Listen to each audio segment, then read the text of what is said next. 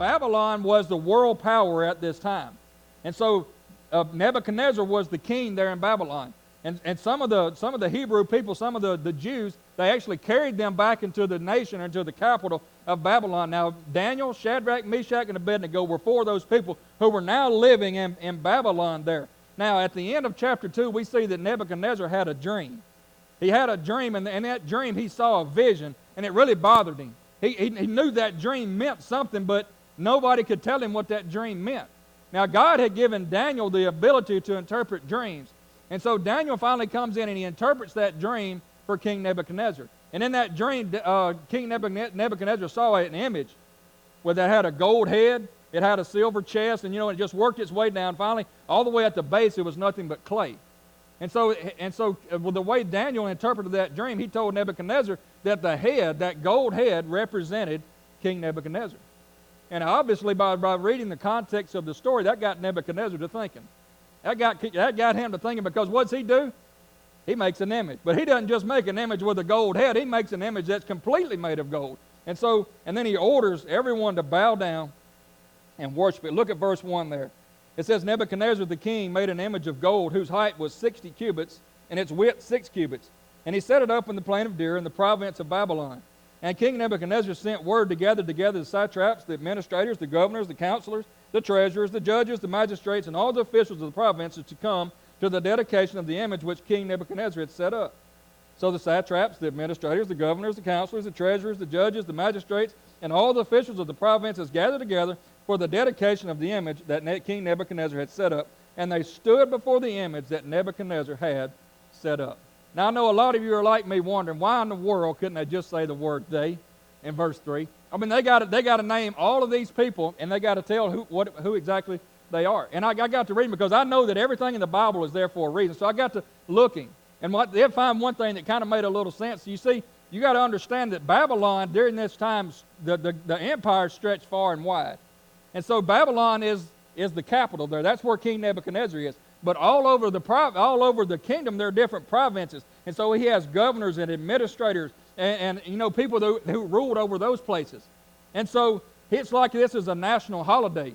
He shut down all the government offices, and he calls them all in to the capital there at Babylon. And he's going to show them, y'all may be officials, y'all may be governors, but I'm the king. And y'all fixing to bow down, and y'all are fixing to worship me. And so the reason that he calls them all by name two different times is because it's almost like an insult to them that they aren't king and that he is. But look what he says in verse 4. He says, Then a herald cried aloud, To you it is commanded, O peoples, nations, and languages, that at the time you hear the sound of the horn, flute, harp, lyre, and psaltery, and symphony with all kinds of music, you shall fall down and worship the gold image that King Nebuchadnezzar had set up. And whoever does not fall down and worship shall be cast immediately into the midst of a burning fiery furnace. So at that time, when all the people heard the sound of the horn, flute, harp, and lyre, and symphony with all kinds of music, all the people, nations, and languages fell down and worshipped the gold image which King Nebuchadnezzar had set up. Therefore, at that time, there were certain Chaldeans who came forward and accused the Jews. Now, here we got the snitches coming in, right? These people called the Chaldeans. They're coming in to tattle on the Shadrach, Meshach, and Abednego. And it seems like that every time I preach or I teach about people who lived 3,000, 4,000 years ago, I always have to say that people really ain't changed that much in all this time, right? I mean, we have a lot of more sophisticated ways of carrying out evil today, but in the hearts and the minds of people, we really haven't changed that much. We still have the same thoughts and we still have the same evil mind that we had, even though we do have these sophisticated methods today. And I can only imagine that if this story was taking place in today's time, somebody would have had a cell phone out. And when that harp and the lyre and all the things started playing, somebody would have been videoing what was going on. And when those three young men stood up and did not bow down, they went straight to the king with this phone. Hey, look what these boys did. And then after they showed it to the boss, they posted it all over the internet for everyone to see. What are they doing? They're just meddling, right? People, why do people got to meddle? I mean, why do people got to be all up in somebody else's business, right? I mean, I told the Maroons crowd when I preached this, well, I got 99 problems, but being in your business ain't one of them. I don't. If you got a problem and you want me to pray for you, I'll be glad to pray for you. But I don't want to be in your drama. I have no business being in anyone else's. As a matter of fact, there's a proverb that says that a man that meddles in someone's affair that isn't his is like grabbing a dog by the ears. Y'all know what that means? I'm assuming it means that you're just asking for trouble. I don't have a dog. I couldn't grab a dog by the ears to see exactly what that means. I want y'all to go home and grab your dog by the ears and come back and tell me what that really means. And by the way, I don't think, back in the book of Proverbs, I don't think they had little sheepoos and teacup Malteses and all these things. I want somebody with a big dog, a bulldog or something, or maybe even a Great Dane or something like that. Let us know what happens. But I believe it, the Bible's teaching us not to meddle in other people's affairs. So these snitches come in, and by the way, they're just jealous. They're just jealous because these Jews have been promoted into a place where they thought that they should be. And so they have a motive to come in and snitch out Shadrach, Meshach, and Abednego. Verse 9 says this: they spoke and said to King Nebuchadnezzar, O king, live forever. So they start buttering up a little bit because that's just what snitches do. And verse 10 says, You, O king, have made a decree that everyone who hears the sound of the horn, flute, harp, lyre, and psaltery, and symphony with all kinds of music shall fall down and worship the gold image. And whosoever does not fall down and worship shall be cast into the midst of a burning fiery furnace. And there are certain Jews whom you have set over the affairs of the province of Babylon. That's where we see the jealousy right there. You set these people over the province of Babylon, Shadrach, Meshach, and Abednego. These men, O king, have not paid due regard to you. They do not serve your gods or worship the gold image which you have set up. Then Nebuchadnezzar, in rage and fury, gave the command to bring Shadrach, Meshach, and Abednego. So they brought these men before the king, and Nebuchadnezzar spoke to them, saying, Is it true, Shadrach, Meshach, and Abednego, that you do not serve my gods or worship the gold image which I have set up? Now I want you to notice right there that there has been a direct question asked. Pretty much yes or no question. Have you bowed down? Have you done what you've been accused of doing? And anytime you accuse someone of doing something and they don't say a word, they did it. They're guilty of it, right? I mean, especially kids. You have a teenager at home and you ask them, did they do something? And they just stand there, get the belt out. They did it, right? Now I think it's different for little kids who haven't learned, that lying is a sin, that lying is wrong, because you ask a little kid and they're going to lie every time. You're like, do I smell something? No. That's just the way they do. But here's what Nebuchadnezzar does. He's asked this question, and the boys don't answer. These young men, they don't have an answer because they are guilty of the charges that has been brought before them. And so King Nebuchadnezzar takes it to that, and he actually gives them a second chance in case they change their mind. And I want you to place yourself in this story tonight, because that's the only way this story is going to mean anything to us. Let's place ourselves in the shoes of Shadrach, Meshach, and Abednego. They're standing before the most powerful man in the world at this time. A man who does whatever, whenever, however he wants. He answers to no one. He is a powerful man. And we're talking about young boys who are probably 18, 19 years old. And they're standing before this most powerful man, the most powerful king in the world at that time. In verse 15, here's what Nebuchadnezzar says. He says, Now if you are ready at the time, you hear the sound of the horn, flute, harp, lyre, and psaltery, and symphony with all kinds of music, and you fall down and worship the image which I have made good. But if you do not worship, you shall be cast immediately into the midst of a burning fiery furnace. Now I believe this statement right here is the one that put Nebuchadnezzar over the edge. This is the one that tipped the scales. We all know that God's long-suffering, right? We all know that God's patient. But you go to challenging God, you're going to get yourself in trouble. When Nebuchadnezzar sees, here's what he says, And who is the God who will deliver you from my hands? The same God that just interpreted your dreams a week ago, or however long it was, now you're challenging him? How dumb can you be to challenge the creator of the universe? How dumb can you be for a creature to challenge the creator, the one who created all things? Who is the God who will deliver you from my hands? But look at the courage of these young men. Verse 16 says, Shadrach, Meshach, and Abednego answered and said to the king, O Nebuchadnezzar, we have no need to answer you in this matter. They're like, you can save your breath, buddy. You ain't no need in paying the band extra money to play that song again, because we're not bowing down to that image. We're not going to do it. Hey, watch this. I can just see Nebuchadnezzar saying, Shadrach, Meshach, and Abednego, are you willing to die for your God? I wonder which one of them said me first. I'll do it. I'll stand up for my God. I'm willing to die for my God. So the question was asked that Wednesday night, what was it about these three boys? What was it about these three young men that gave them the ability not to follow the world? My number one answer was this right here. They feared God more than man. They feared God more than man. Even if this was the most powerful man in the world, they never batted an eye. In the face of the most powerful man in the world, they knew that the fiery furnace laid ahead, but they feared God more than they did man. Now, what would have been wrong with them bowing down before that image. I mean, we could compromise, right? We could say, well, I'll bend my knee and I'll bow down on the outside, but I'm going to pray to my God instead. You know, they could have compromised on several things. They could have justified it in several different ways, but not these three. They had made a commitment. They had made a commitment sometime, someplace in their life, and I don't know when it was. They made a covenant. They made a commitment that they drew a line in the sand that says, I will never cross this line. I will never bow my knee to another image. Because, see, doing this would have broken the first two commandments. You shall have no other gods before me. You shall have no graven images. They were not about to compromise on this. They were steadfast in the fact that they were never going to bow their knee to any kind of image. You see, what I find amazing about this, and I think this is a very good point for you young people, this wasn't a decision that they made that night in the palace standing before the king. This was a decision they made sometime other. Don't wait till you get on a date. Don't wait till somebody pops the pill bottle open to make a decision. Make the commitment now. I'm not going to cross that line. I'll never cross that line. I'm never going to do that thing, because that's when we make the decision. Listen to what MacArthur said about this. He says our attitudes, our decisions, and our behaviors are determined by one of two things. Now look, our decisions, our attitudes, and our behavior, that pretty much covers everything. Thousands of decisions that we make every day. Our attitude, our behavior, everything that we do is determined by two things: external pressure or internal principle.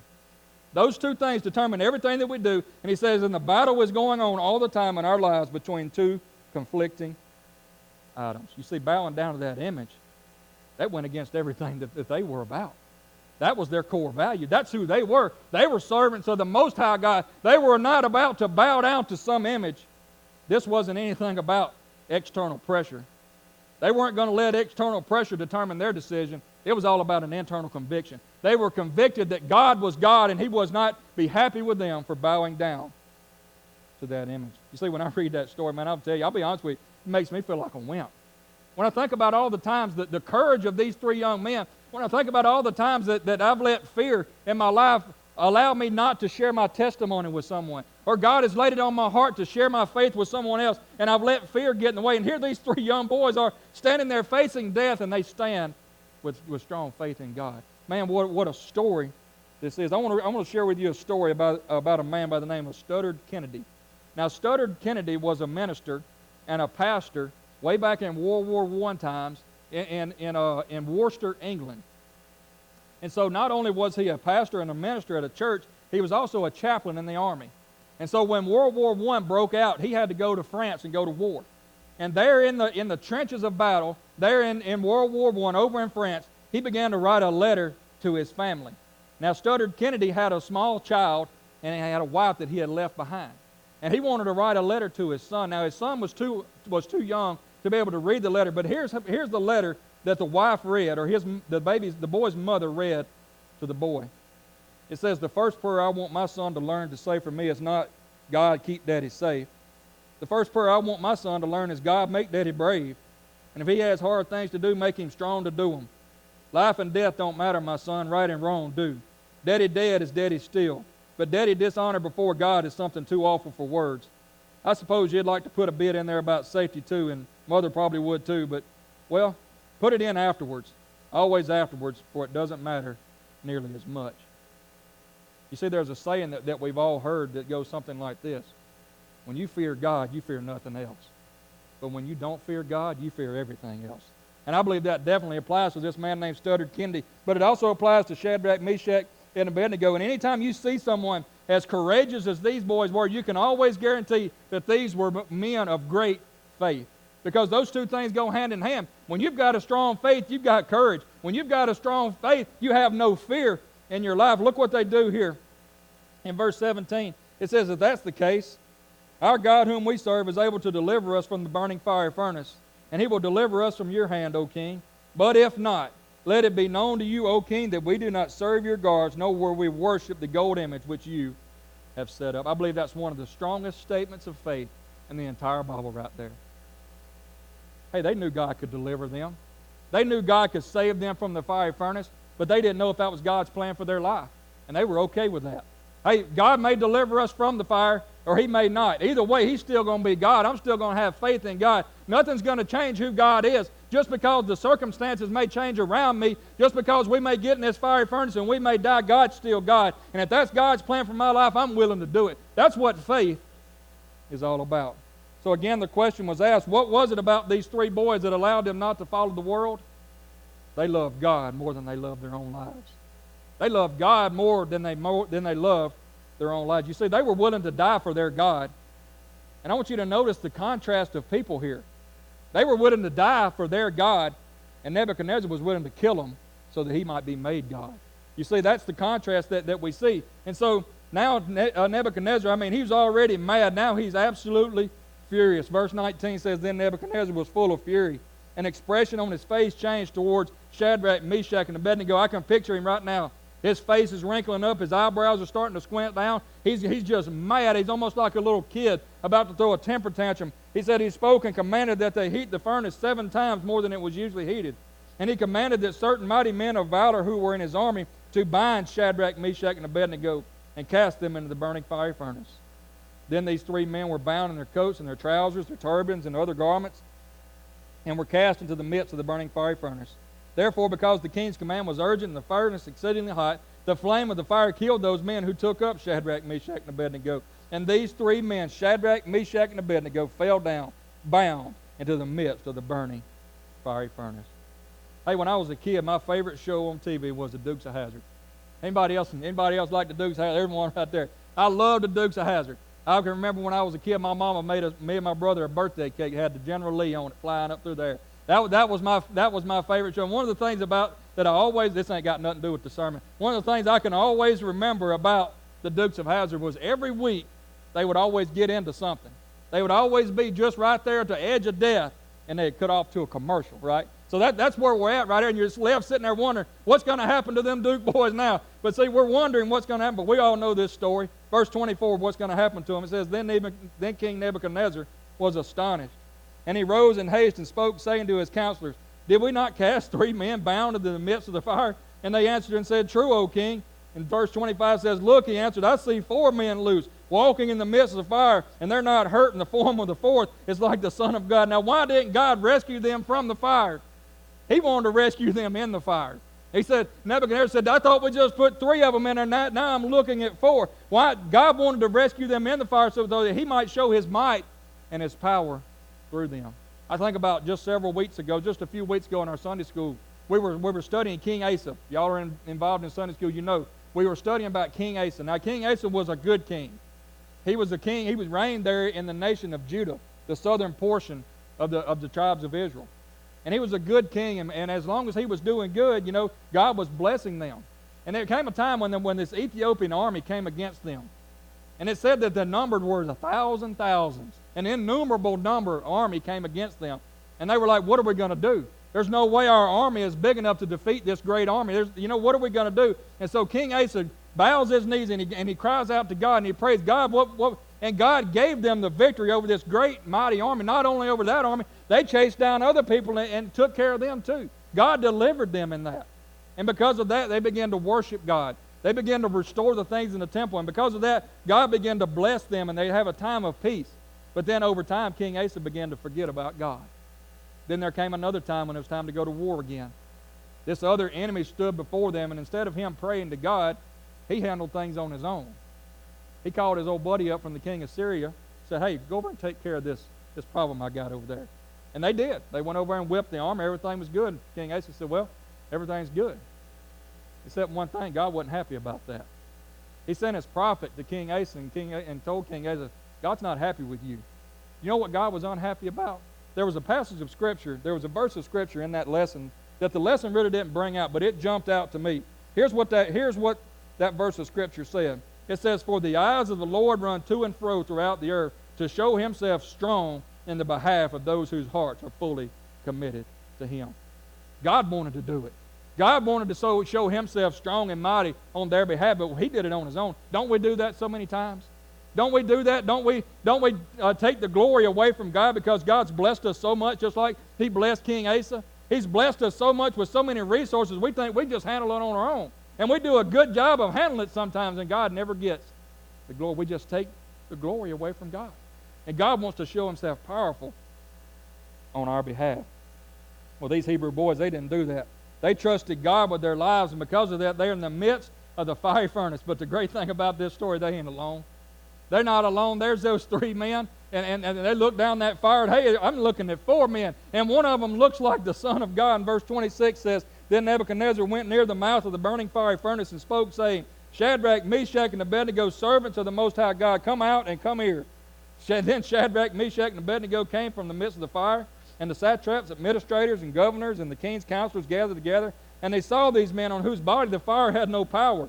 The hair of their head was not singed, nor their garments affected, and the smell of fire was not on. They're having an investigation, right? Something's happened they can't explain. There's no way we was able to throw these men. The fire was so hot that it killed the people that threw them in there. What's going on? And so they're investigating. There's only one explanation. God was in that fire. Verse 28 says, Nebuchadnezzar spoke, saying, Blessed be the God of Shadrach, Meshach, and Abednego, who sent his angel and delivered his servants who trusted him. And they have frustrated the king's word and yielded their bodies that they should not serve nor worship any god except their own God. Therefore I make a decree that any people, nation, or language which speaks anything amiss against the God of Shadrach, Meshach, and Abednego shall be cut into pieces, and their houses shall be made an ash heap, for there is no other God who can deliver like this. Then the king promoted Shadrach, Meshach, and Abednego in the province of Babylon. Man, what a story. What a story of faith and courage. And so when I read this story and I study this story, I have to ask myself, how can I have that kind of faith? How can I live a life with that kind of faith and that kind of courage? And I thought about something I read years ago that's always stuck with me. Tim Tebow, y'all know who Tim Tebow is, right? Big muscled up guy, got them big guns. I wish I had his guns. I'm tired of toting around these big ones I got. But but he said something in a book one time. He said, faith's like a muscle. It only grows when you use it. It only grows when you exercise it. I think about Shadrach, Meshach, and Abednego. No doubt they were faithful men. To have the faith to be able to stand up in the face of the mightiest man in the world. But yet, can you imagine how strong their faith is now? The next time they were in a place where they were tempted to maybe go with the world and not stand up for their faith, and they say, hey, you remember that time we was in the fire? And the fire didn't burn us, didn't even singe our hair, didn't even make our clothes smell like smoke. Remember, God was in that fire. I think God will do it again, right? And so I believe that's what God's calling us to do so many times, is to take a little small step of faith and let that faith grow. And then God asks us to take a little bigger step and let that faith grow like a muscle. You see, the truth of the matter is that the odds of us, any of us tonight, ever being thrown in the middle of a fiery furnace are probably pretty slim. Probably won't ever happen to any of us. We probably won't ever be thrown into the midst of a fiery furnace. But the Bible does talk about that one day, that we're going to face fiery trials of life. As Christians, we're going to face the fiery trials of life. Why? Because we have to be tested, right? We have to be tried to see if we're worthy enough to be used by God. Back in medieval times, before a soldier or before a warrior would go into battle, he would take his sword and he would turn it over flat, and he would put it on his knee, and he would press down on it, and he would flip it over, and he would press it again. Now, why was he doing that? He was testing that sword. He was putting pressure on that sword to make sure it's not going to bend or it's not going to break. And in so many ways, I believe that we're like God's swords. We're going out into the battle. And God has to test us. God has to put us under pressure sometimes to make sure that we're not going to bend and we're not going to break, to make sure that we are worthy of battle. And I don't know about you, but I want to be found by God to be worthy of battle. When I get to heaven, I want God to be able to look at my armor and see the dents and see the chinks on my armor and say, you've been in the battle, son. Well done, my good and faithful servant. Can we all live a life of that kind of courage and that kind of faith tonight?